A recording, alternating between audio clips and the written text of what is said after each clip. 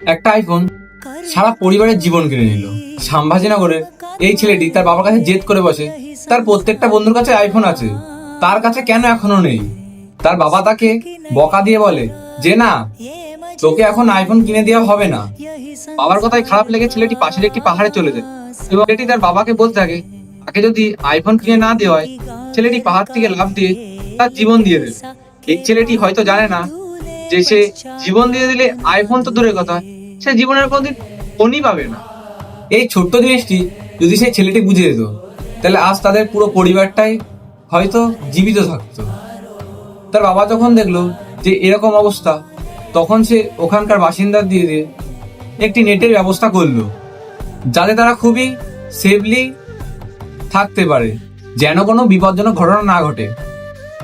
তার বাবা তাকে প্রায় 3 ঘন্টা ধরে বোঝায়, হ্যাঁ বাবা, আমি তোমাকে আইফোন কিনে দেবো, কিন্তু এখন তোমার কি বয়স, ফোন বলছো, কাল তুমি অন্য জিনিস চাবে, তারপরের দিন আরো জিনিস চাবে, জিনিসগুলো দিতে পারবো না, তবে না দিতে পারলে সেই জিনিসগুলো তোমাকে মেনে নিতে হবে। তুমি কি তার জন্য আমাকে এইভাবে ব্ল্যাকমেল করবে? তুমি মরে যাবে বলবে? তার ছেলে কিন্তু কোনো মতেই তার কথা বুঝতে চেষ্টা করলো না। তার ছেলের একটাই কথা, তুমি আইফোন দাও, না হলে তুমি আমাকে ভুলে যাও। প্রায় 3.5 ঘন্টা বোঝানোর পর তার বাবা তাকে বলে, হ্যাঁ আমি তোমাকে আইফোন কিনে দেবো, তুমি আমার কাছে আসো।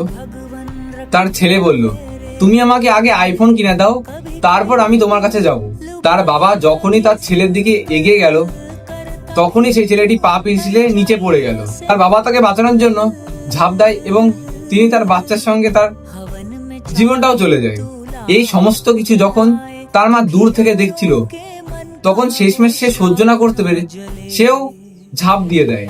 একটা গোটা পরিবার জাস্ট একটা আইফোনের জন্য শেষ হয়ে গেল।